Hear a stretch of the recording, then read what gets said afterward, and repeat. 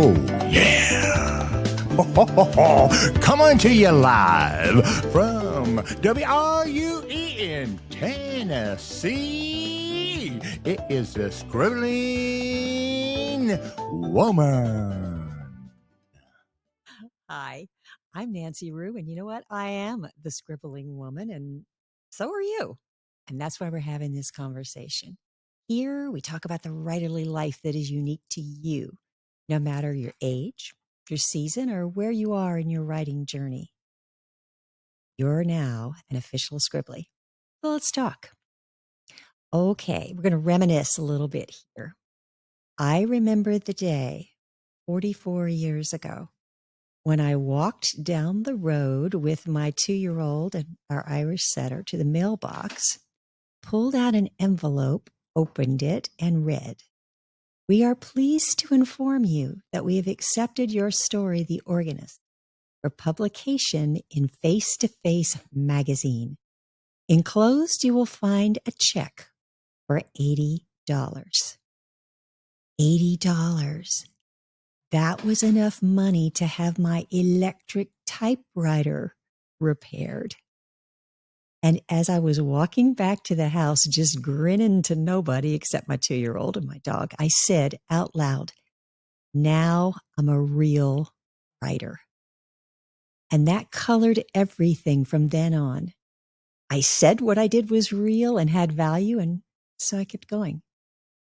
And that's the power of words, right? As writers, what do we know better than the value of selecting just the right ones? But words can influence us in negative ways too. Now, the fact that I was getting paid for that story isn't what made me a real writer. I was a real writer when I sat down to write it. I was a real writer when I submitted the 6 stories before that nobody accepted. I was a real writer when I was 2 years old and discovered my first imaginary friend, and her name was Mary Jones. Okay, cut me some slack. I was 2. I didn't have that much access to names. The point is, though, what if when I got that letter and that check, what if I'd said, yeah, but I'm still just a newbie? But would I have had the confidence to move forward? Would I have had the chutzpah to sit down and write a novel that was published 3 years later? So in this episode, we're going to talk about the importance of shaping our own writerly vocabulary, one that describes our writerly life so that we can respect ourselves as creative women. So what do you say we do a deep dive into the language we use to make sure it inspires the confidence that we absolutely have to have if we're going to continue on this path? Now, I'm going to offer the official Scribbling Women lexicon. I hope it resonates with you, but of course, more than that, I hope that you refine it and you add to it in a way that speaks to you and where you are. Now, while these words that I'm going to offer to you are softer and more open than the ones they replace, they're not just designed to make us feel good. They're actually more accurate. They're more applicable to the art that is writing.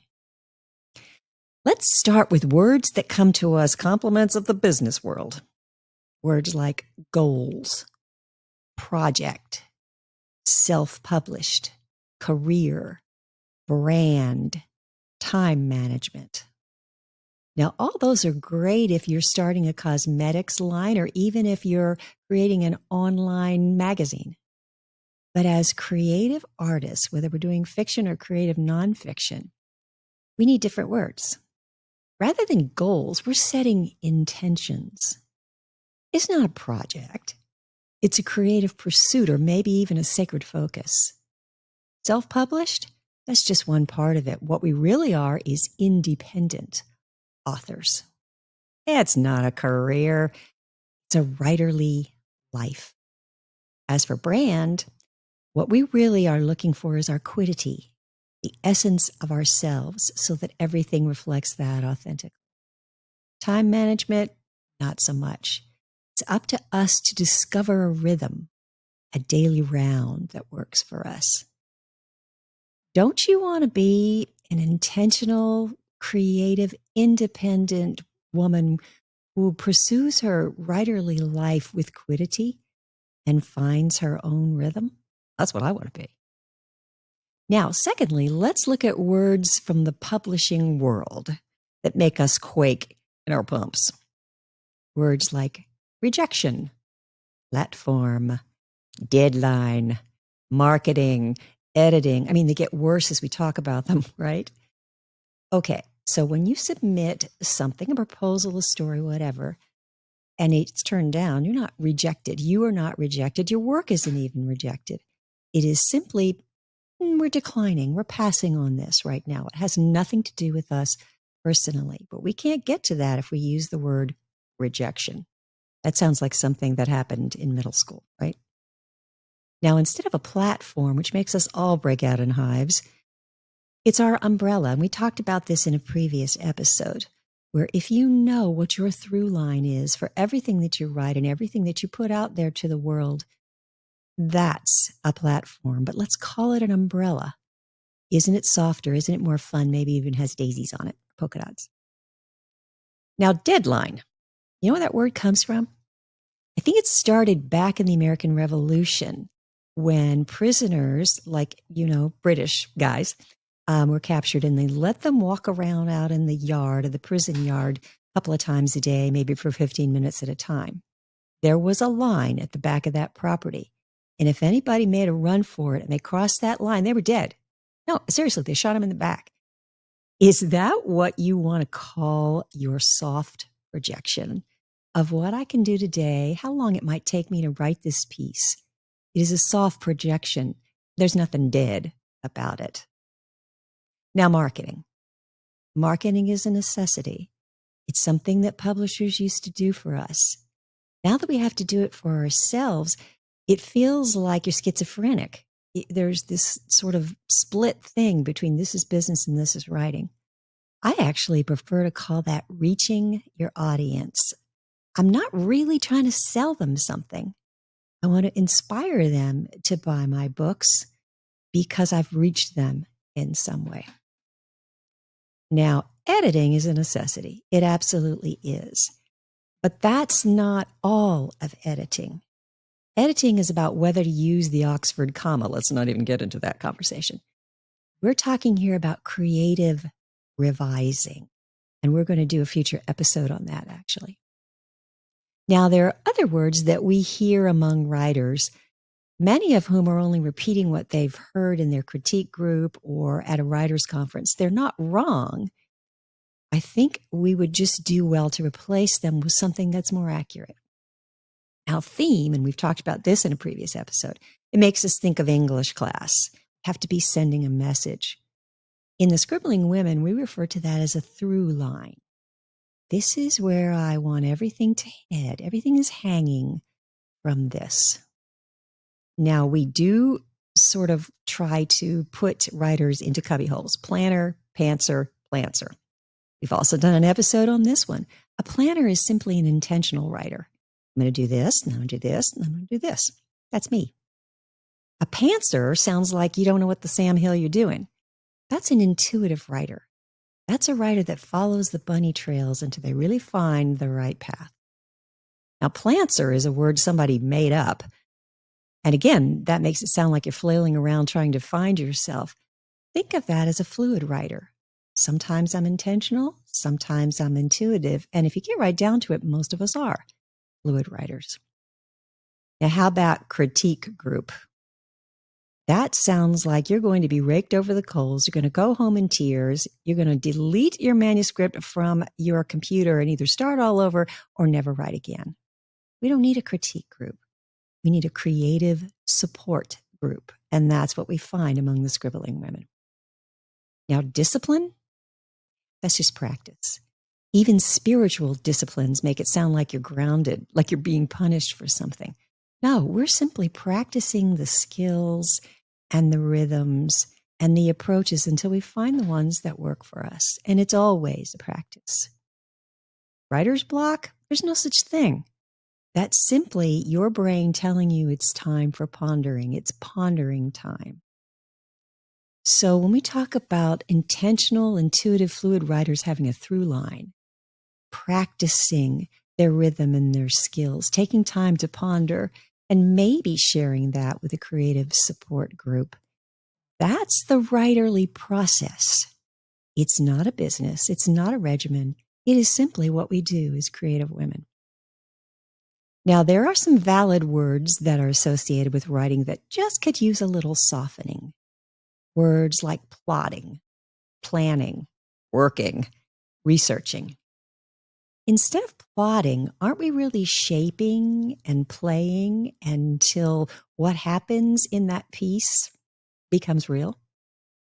We're not really planning, we're just designing. Like an architect does, like a set designer does, like a fashion designer does. We're not working, we're creating. Nathaniel Hawthorne, you've heard me speak of him before. He said, easy reading means damned hard writing. He's never been our favorite, has he? I think he's completely wrong. I think creating, yes, it takes effort. It takes buns in the seat, but it's still creating. And as for researching, some of us like that. Those who don't, think of it as exploring, as following your curiosity until you find the information that's going to bring your story to life. Now, in my opinion, there are words and terms that we just flat out should never use as writers. There are 3 that I'm going to run past you. Trends, social media numbers, aspiring author. Okay, when we write for trends, that means we just want to make money. Sure, you can pull out the formula for a rom-com or a cozy mystery. There's nothing wrong with those. I kind of love them myself. But for the kind of writing I think you're doing because, hey, you're here, doesn't follow trends. Let's forget about what's selling. Be an independent author who says what she needs to say. Now, social media numbers. Sure, social media is a tool. We want people to know who we are and what we're writing. But let's ignore the numbers. It's more about social media presence. Yeah? As for aspiring author, that means you're still trying to get there. You are an author in your soul. When you pick up that pen or sit down in front of that computer or just go off to have some dream time, you're not aspiring, you're doing it. It's kind of like Yoda said, there is no try, there is only do or don't do. If you're doing it, you're not aspiring. You are a real writer. Now, all of this applies to words that we should never speak to ourselves, whether it's about writing or not. Being beaten up, even with words, especially with words, is painful. It leaves bruises, and it doesn't matter who's doing the beating. So whenever you hear the words of your big old hairy obstacle, your bohos coming out of your mouth or passing through your mind, you are throwing hands at yourself. And that's going to get you absolutely nowhere. Fisticuffs with your own brain can even send you backwards. Now, you know what your boho words are. Here are some that I often hear just to get you started. I'm lazy. I'm a procrastinator. I'm unfocused. I'm all over the place. I have confetti brain. This is unrealistic. It's selfish. Writing is a time waster. All of that, again, in my opinion, is part of the writing process. We need time to rest. We're not always ready to sit right down and write it. We may be unfocused, but we're just gathering the confetti, and soon it will become a mosaic. It is neither unrealistic, selfish, or a time waster to do what you've been called to do. I've said this before, and it bears repeating and retreating. God doesn't say, okay, I've given you a writing gift, but hey, good luck using that. It's what you're meant to do. It's who you are. So here's what I suggest. I suggest recreating a written glossary for yourself, your own writerly life lexicon. Here's some steps. Make a list of the insults that you hurl at yourself. Make a list on paper. Burn them or shred them or bury them in the backyard. We need a ritual to put these things to death. Then write down the words you hear about writing and publishing and marketing that bother you. and find softer, truer, more confidence building ones to replace them, because those will be more accurate. And here's the fun part. What are your personally curated words and images that truly define who you are as a writer and how you're shaping your writerly life? Me? I like to think of writing time as Kairos time, or getting in the zone, just losing yourself completely in what you were given to create. Instead of just waiting for inspiration, I just pay attention to nudges, things that go, oh, bump. Oh, yeah, you got to do this. Oh, go there. And in terms of things like research, I like to use the phrase getting some of it on ya. You will find your own. Here's the thing, Scribblies. If we didn't know in our souls that words matter, we wouldn't be writers. If we wanted to use business or engineering or scientific jargon, we wouldn't be involved in creative pursuits. If we needed rubrics for proper terminology, we'd be lawyers. Oh my gosh. We're creators. Just as we create what we write, we have to create our own way of talking about it, even to ourselves. Now, if you want to hear more about this and have a chance to see it on a screen and maybe delve into it more slowly, you can go to nancyrue.com/blog and you will find even more info and more inspiration to do with what we've been talking about today. You can also pick up one of my books, okay? There is this one, which you already know about, More Than a Footnote, Book 1 in the Footnotes Connection, and now she has a friend, A Mob of Scribbling Women, Book 2 in the Footnotes Collection. These books are about writers, even though they're fiction stories. And I hope that you're inspired by them to create your own sort of footnotes writerly life. You can find them both on Amazon and available in both paperback and Kindle and on Ingram Spark. And Scribblies, until next time, scribble on.